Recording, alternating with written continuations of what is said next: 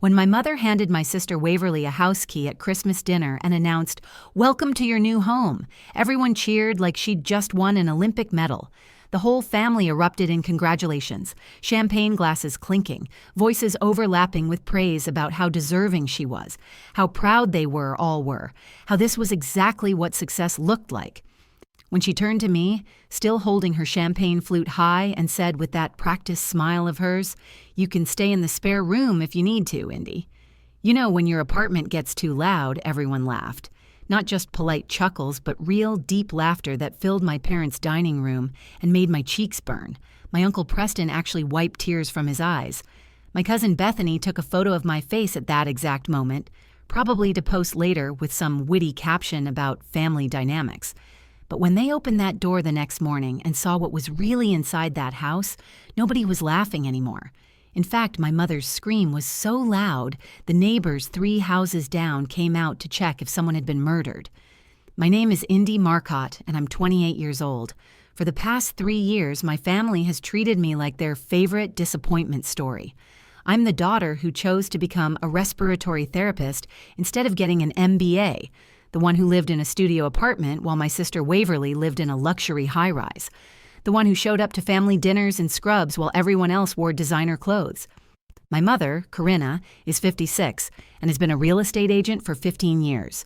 She measures success in square footage and car models, love in public achievements and social media posts. She keeps a mental scoreboard of whose children are doing better, and she desperately needs hers to win. My father, Garrett, is 58, a quiet accountant who learned decades ago that the secret to a peaceful marriage was agreeing with whatever Mom said, even when she was wrong, especially when she was cruel. And then there's Waverly, 31 years old marketing executive, owner of 17 pairs of Louboutins, and winner of our mother's lifelong approval contest. She's 3 years older than me, but somehow became the younger sister in every story Mom tells, the one who needed protecting, promoting, and praising at every opportunity. That Christmas Eve, sitting at that dinner table, listening to them all laugh at me, I smiled. I raised my glass to my sister and said congratulations with genuine warmth in my voice, because they had no idea what was coming.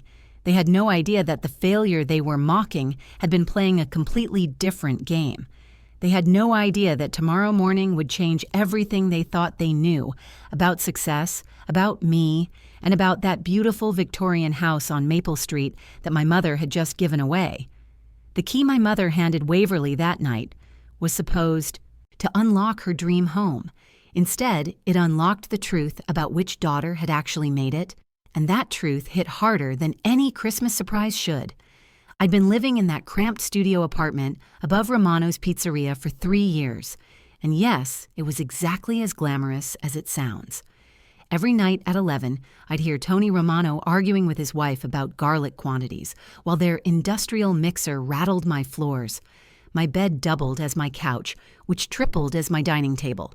The bathroom was so small I could brush my teeth while sitting on the toilet if I wanted to, though I never did. But that apartment was mine, paid for with my own money, and that meant something to me even if it meant nothing to my family. Working as a respiratory therapist at Riverside General Hospital wasn't what my mother had envisioned when she sent me to college.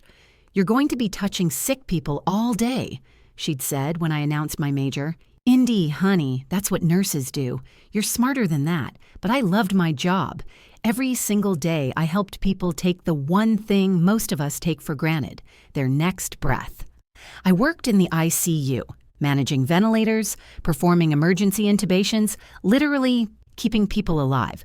Yet somehow, at every family gathering, this translated to "Indy works at the hospital" in the same tone you'd use to say, "Indy cleans toilets for a living." My sister Waverly had taken the path our mother had carefully paved with expectations and Princeton prep courses. Marketing executive at Brennan and Associates, a firm that specialized in making terrible products sound essential. She'd call me sometimes from her corner office, complaining about font choices and campaign angles while I was elbow deep in saving a drowning patient's lungs. "You wouldn't understand the pressure, Indy," she'd say. "When millions of dollars are on the line, every decision matters." I wanted to tell her that when someone's life is on the line, every second matters, but I never did. It wasn't worth the fight. The comparison started early and never stopped. In high school, Waverly was student council president while I volunteered at the free clinic downtown. "Why can't you be more visible like your sister?" Mom would ask. "Nobody can see you helping if you're hidden away in some clinic." In college, Waverly joined a sorority and dated the son of a senator. I worked night shifts at a nursing home to pay for my textbooks. "You're wasting your youth," Mom would say. "Your sister is building connections. You're building nothing." But here's what they didn't know. I was building everything. Sunday dinners at my parents' colonial house in Westfield were exercises in endurance. 2 weeks before that fateful Christmas, we'd gathered for what Mom called a simple family meal, which meant 5 courses and enough passive aggression to choke on. "Waverly just got promoted again," Mom announced before we'd even unfolded our napkins. "Vice President of Strategic Communications. Isn't that wonderful?" "That's great, Wave," I said, genuinely meaning it. My sister wasn't the problem. She was just playing the game she'd been taught to win. "And how's the hospital, Indy?" Mom asked, but she was already looking at her phone, not even pretending to care about the answer. "Actually, I just got certified in ECMO therapy. It's this incredible technology where we basically oxygenate blood outside the body when the lungs can't function. I'm one of only 3 people in our hospital qualified to run it." Mom looked up from her phone. "That's nice, dear. Does it come with a raise?" "A small one, yes." "Well, every little bit helps when you're living paycheck to paycheck, I suppose." She turned to Waverly. "Did you tell your sister about your Christmas bonus?" 6 figures, can you imagine? Dad, who had been silent until then, cleared his throat. "Both our daughters are doing well, Corinna." Mom laughed, that tinkling sound that meant she was about to say something cruel but wanted it to sound lighthearted. "Oh, Garrett, let's be honest. One daughter is doing well. The other is doing her best, and that's okay. Not everyone can be exceptional. The world needs worker bees, too. Worker bee, that's what she called me. To my face. At dinner." "You're right, Mom," I said, cutting my chicken with precise movements. "The world does need worker bees. Yesterday, my worker bee Hans saved a 7-year-old who came in with acute respiratory failure. His parents called me an angel. But you're right, that's not exceptional. That's just Tuesday for a worker bee." The table went quiet. Waverly shifted uncomfortably. Dad suddenly became very interested in his green beans. Mom recovered quickly, as she always did. "Well, saving lives doesn't pay the mortgage, does it? Speaking of which, how is that noisy apartment of yours? Still keeping you up at night?" Christmas Eve arrived wrapped in fresh snow and the scent of Mom's signature prime rib, which she only made for what she called landmark occasions. The entire extended family had gathered at my parents' house, and by entire, I mean all 23 relatives who Mom wanted to impress. Uncle Preston and Aunt Dolly arrived first with their twin boys, who'd both just gotten into Harvard. Cousin Bethany came with her new fiancé, a pharmaceutical executive whose Tesla she mentioned 4 times before appetizers. Even Great Aunt Millicent made the trip from Boston, draped in her deceased husband's money and judgment. The house looked like a Hallmark movie had exploded inside it. Mom had hired decorators this year, something she mentioned casually but repeatedly. "The professionals just have such an eye for these things," she'd say, adjusting a perfectly placed ornament. "Waverly actually recommended them. She knows all the best people in the city. I arrived in my Honda Civic, parked between Uncle Preston's Mercedes and Bethany's Range Rover, carrying a pie I'd bought from the grocery store bakery." "Oh, store-bought," Mom said when I handed it to her, loud enough for the kitchen full of relatives to hear. "How practical of you, Indy. I suppose working all those long hours doesn't leave time for baking." "Or for shopping at proper bakeries," Aunt Dolly added, examining the pie like it might contaminate her. Dinner was the usual performance. Waverly sat at Mom's right hand, the position of honor, wearing a red dress that probably cost more than my monthly rent. I was seated between the twins, who spent the entire meal discussing their acceptance letters and asking if I'd considered going back to school for something more substantial.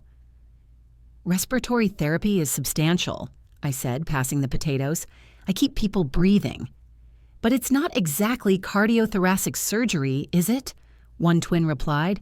"That's where the real prestige is in respiratory medicine."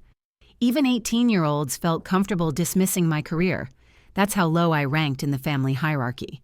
After dinner, after the plates were cleared and everyone had moved to the living room with their brandy and judgment, Mom clinked her champagne glass with a sterling silver spoon.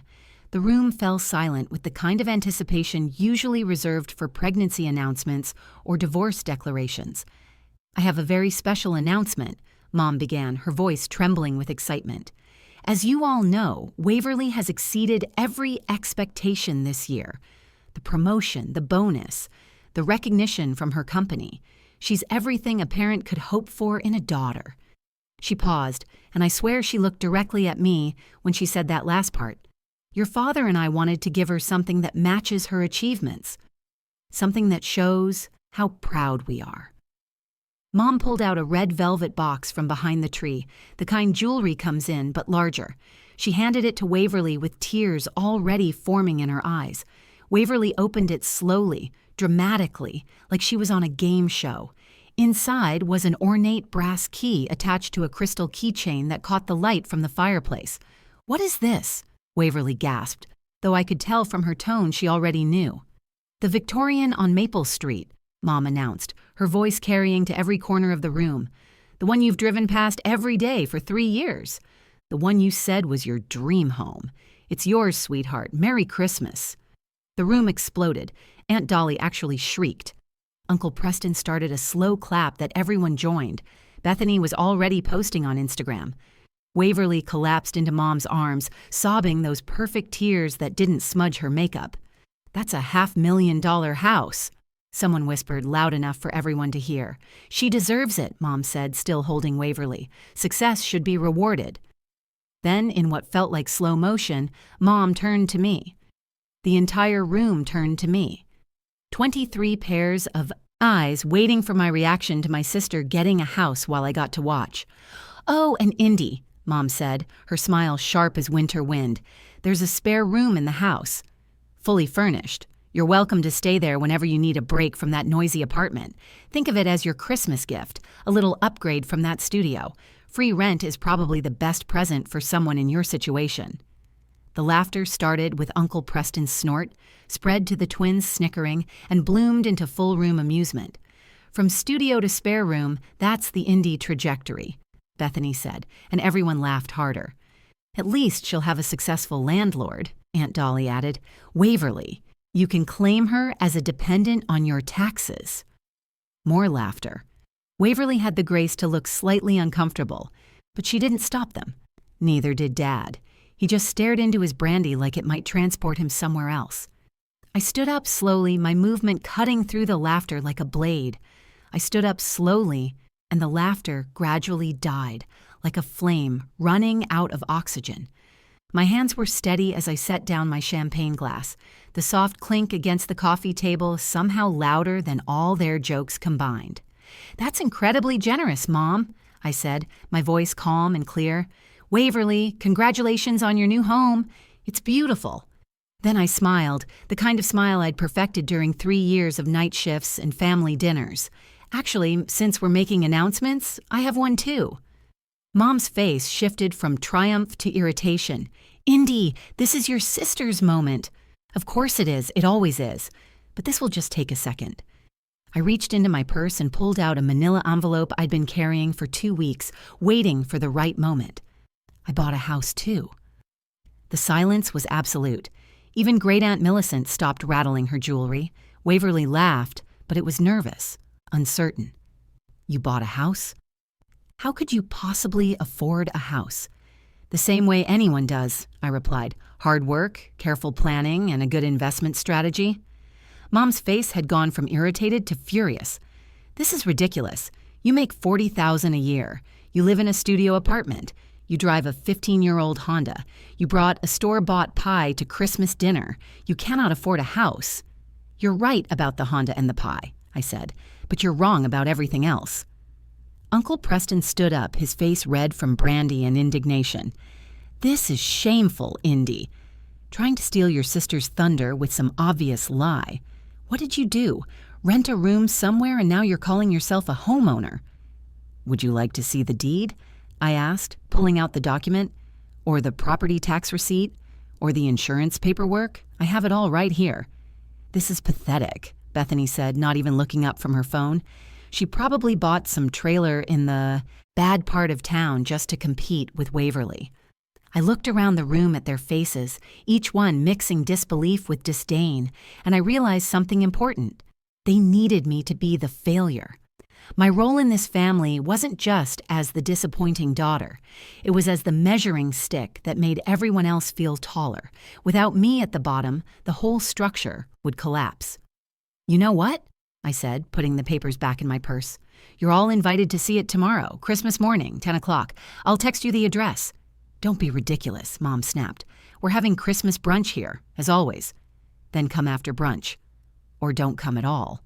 But the invitation stands. I turned to leave, but Mom's voice stopped me cold. "You're jealous. You've always been jealous of your sister, and now you're trying to ruin her special moment with some fantasy about owning property." I turned back to face her, to face all of them. "Mom, I've never been jealous of Waverly. I've been disappointed in you. There's a difference." The drive home was quiet except for the sound of snow hitting my windshield. My phone buzzed constantly with messages I didn't check. Let them talk. Let them speculate. Let them convince themselves I'd lost my mind. When I got back to my apartment, I didn't go upstairs. Instead, I walked to my actual car, the Tesla Model S I kept in the garage 3 blocks away. The one I'd paid cash for 6 months ago. The one none of them knew existed because I still drove the Honda to family events. I drove to my house, my real house, the Victorian on Maple Street that I'd bought before Mom ever thought to look at it for Waverly. The selling agent, Theron, had been confused when I insisted on keeping the purchase quiet, filing the paperwork under my LLC instead of my name. "Why all the secrecy?" he'd asked. "Because timing is everything," I'd told him. Now, sitting in my living room, surrounded by the furniture I'd carefully selected and paid for, I called Theron. "Indy, it's 11 p.m. on Christmas Eve. I know. I need you to do something for me tomorrow. Is this about what we discussed?" "Yes." "They think they're getting the house at 10 tomorrow morning." Theron laughed. "Your mother really never checked the actual address? She just saw Maple and assumed?" "She sees what she wants to see. Always has." "And you want me there with all the paperwork?" "Everything. The deed, the purchase agreement from 6 months ago, the property tax records, all of it." "This is going to be brutal," he said. "No," I corrected him. "It's going to be honest. For once in my life with them, it's going to be completely honest." Christmas morning arrived crisp and bright, the kind of day that makes fresh snow look like scattered diamonds. I was at the Victorian on Maple Street by 9:30, making coffee in my kitchen, the one with the subway tile backsplash I'd installed myself over 3 weekends. Through the front window, I could see my neighbors' children playing with their new toys in the yard. Normal Christmas morning scenes that were about to become anything but normal at my house. At exactly 10 o'clock, I heard car doors slamming. Mom's Lexus pulled up first, followed by Waverly's BMW and Dad's Audi. They'd come separately, probably arguing about my announcement the whole way over. Uncle Preston's Mercedes rounded the corner, followed by Bethany's Range Rover. Even Great Aunt Millicent's town car appeared. They'd all come to witness what they assumed would be my humiliation. I opened the front door before they could knock, wearing jeans and a cashmere sweater Waverly had given me 2 Christmases ago, back when she still thought we were close. "Merry Christmas," I said. "Come in." Mom pushed past me, her eyes scanning the foyer with its original hardwood floors and restored crown molding. "What is this? Whose house is this?" "Mine," I said simply. The group filed in, their disbelief palpable as they took in the fully furnished rooms, the art on the walls, the clear evidence that someone had been living here for months. My medical textbooks on the built-in shelves, my coffee mug on the kitchen counter, my life laid out in front of them.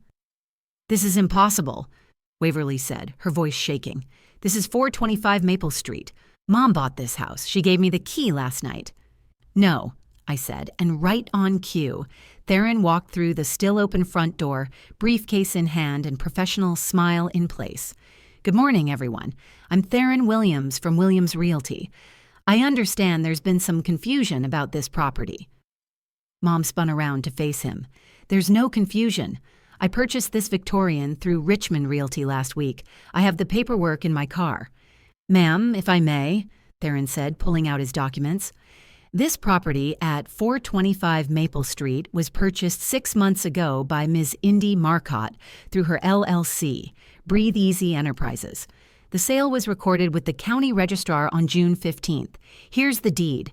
He handed the paper to Mom, whose hands had started trembling. But I bought the Victorian on Maple, she whispered. You bought a Victorian on Maple Avenue, Theron explained patiently. 425 Maple Avenue in the Riverside District. It's about 3 miles from here. It's a lovely 2-bedroom ranch-style home with Victorian trim elements. The listing did call it Victorian-inspired, which may have caused the confusion. Waverly sank onto my couch, my expensive Italian leather couch that I'd paid for with my first equipment flip profit. A ranch house? Mom said it was the historic Victorian I'd always dreamed about. Your mother saw what she wanted to see, I said, unconsciously echoing my conversation with Theron from the night before. She was so excited to make a grand gesture that she didn't check the details. Uncle Preston, who'd been uncharacteristically quiet, finally spoke. How did you afford this? This house is worth $500,000. $540,000, actually, I said, and I paid cash. That's a lie, Mom said, but her voice was weak, uncertain. Theron, would you mind showing them the settlement statement? He pulled out another document, the HUD one that clearly showed the full cash payment, no mortgage, no loans, just a clean transfer of funds from my account to the sellers. But how? Dad asked, and for the first time in years he was looking directly at me, really seeing me. While you all thought I was failing, I was building a business. Every night after my hospital shifts, I was buying and reselling medical equipment. That ventilator knowledge you mocked? Turns out it's worth something when you know which machines hospitals desperately need and where to find them undervalued. That $40,000 salary you threw in my face? Try adding a 0. You make $400,000 a year? Bethany gasped. Last year, yes. This year will be more. We're expanding into 3 states. Mom had gone pale, her perfect Christmas morning makeup standing out starkly against her bloodless face. The spare room. I offered you the spare room. In a house I already owned, I said. Yes, that was particularly generous of you, Mom. Offering me a room in my own home. The silence stretched out, thick and suffocating. Finally, Waverly stood up, walked to the door, and turned back to face me. You let me think I was getting my dream house. You sat there last night and let me believe it, knowing the truth. The same way you've let Mom humiliate me for 3 years, knowing I was worth more than her jokes. Waverly never moved into the ranch house on Maple Avenue. She drove there once, took one look at the modest 2-bedroom with vinyl siding and Victorian-style trim that Mom had confused for an actual Victorian mansion, and drove away. The key Mom had presented with such ceremony sat untouched in its velvet box, a $500,000 mistake that became a $250,000 lesson in paying attention to details. The family WhatsApp group went silent for 3 weeks after Christmas. Then Uncle Preston sent a message asking if I was hiring for my medical equipment business. His twins, those Harvard-bound prodigies, suddenly wanted to learn about entrepreneurship from their successful cousin Indy. I told him I'd consider their applications like any others, no special treatment, the same way I'd gotten no special treatment at all those family dinners. Mom and I didn't speak for 2 months. When she finally called, her voice was different, smaller somehow, like she'd been deflated and couldn't quite fill herself back up. I need to understand something, she said without preamble. Why didn't you tell us? About the business, the money, any of it? Would you have believed me if I had, I asked? Or would you have found a way to diminish it to make it less than Waverly's achievements? The silence on her end was answer enough. You needed me to be the failure, Mom. It made your narrative work. Successful daughter, disappointing daughter. It's a story as old as time, and you cast us in those roles before we even had a chance to audition for different parts. That's not true, she said, but there was no conviction in it.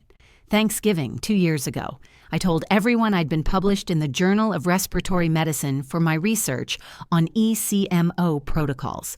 Do you remember what you said? I don't recall.